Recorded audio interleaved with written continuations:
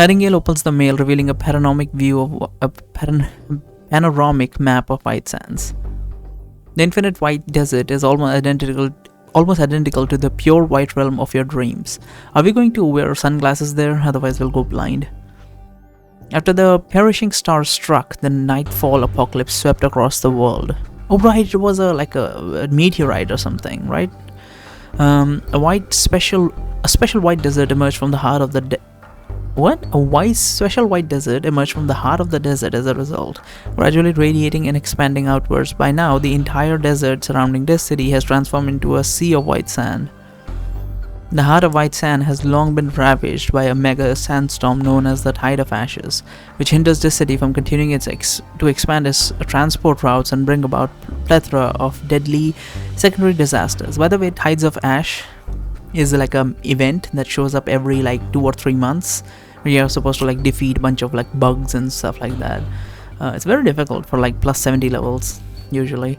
The earlier levels are fairly doable. The last ones are not so much. They're usually guild-based events. Me and my guild does that. I mean, I say me and my guild oh man, we are such tightly knit bond people or something, but no. Just a random guild I joined because I wanted the guild benefits. I don't know anyone, or neither do I play with anyone. 3 months ago, White Sand sandstorm and secondary disasters suddenly became active. The gun-toting desert bandits seized the opportunity to repeatedly raid our trade routes and rob our hypercubes. I believe secondary disaster is the Tide of War thing, the event they're talking about, the big monsters that show up in that events. I'm guessing those are the ones that usually show up, which is causing these desert bandits to get the opportunity to rob the hypercubes. It was not until a week ago that these anomalies caught the attention of the FAC, who then allocated manpower for an emergency cleanup mission.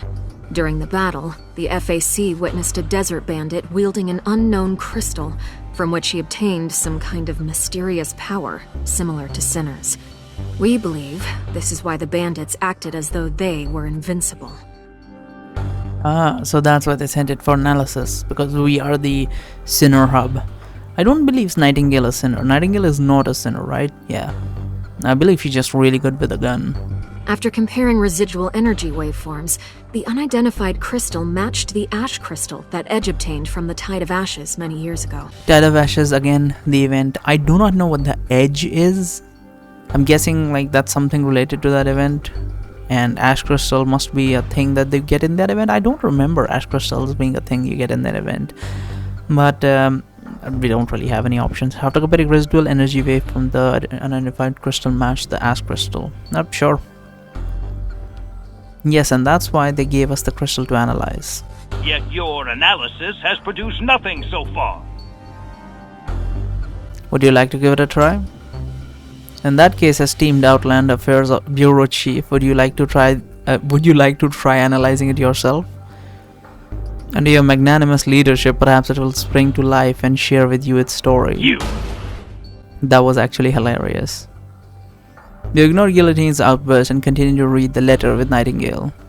This week, the FAC provided even more personnel to support the Outland Affairs Bureau, stretching its manpower capacity to the limit. Thus, it no longer has sufficient manpower to investigate the relationship between the desert bandits and the crystals in White Sands.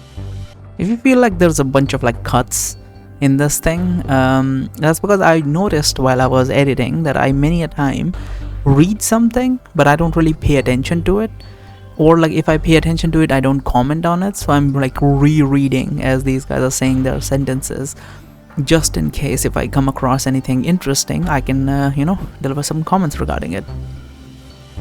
So FSC is providing Outland Affairs some manpower. So they are trying to expand the trade routes while dealing with secondary disasters, while dealing with desert bandits. That's a trouble. Therefore, we need the MBCC to discreetly probe the source of the desert bandits' power. If it's indeed related to sinners, arrest them immediately. This shall be a critical battle. That's understandable. Those greedy, despicable Outlanders will use all sorts of dirty tricks to rob our hypercubes. Do you know how many vital trade routes they've sabotaged? How much business, resources, and money we've lost? Guillotine is hysterical with anger on the other end of the comms, grinding his teeth ferociously as he speaks. Anyway, that's the situation. I'm only giving you these confidential clues because the FAC repeatedly requested for the Outland Affairs Bureau to share intelligence. Here is a record of the Desert Bandits' actions in the past 3 months.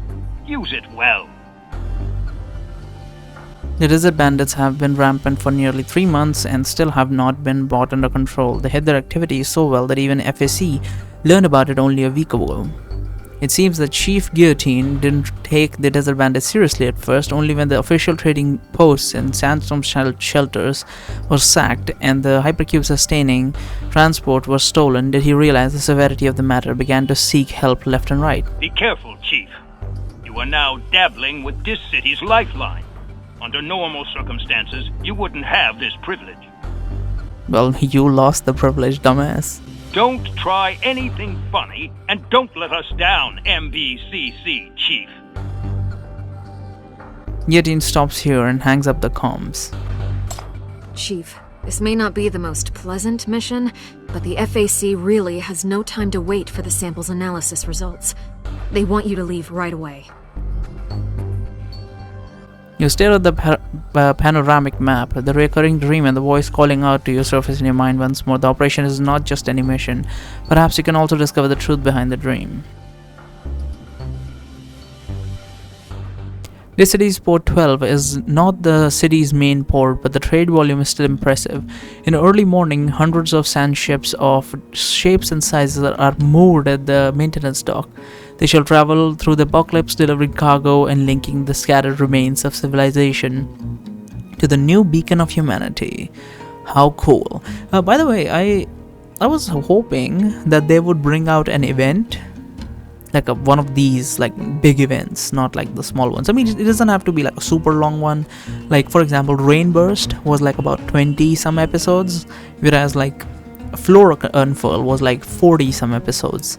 So if they bring out like a Rainburst size event that has like no S-class sinners, that are only dealing with like, you know, A-class sinners maybe, and maybe like in a special event with like only dealing with B-class sinners and stuff like that. I guess they're like, you know, making a story where the characters are like not as strong compared to the chief, especially with the shackles and shit. So it's a bit difficult, but I think personally that would be very interesting to look at, like when the sinners don't like just brute force and like pull us into different dimensions and shit like that.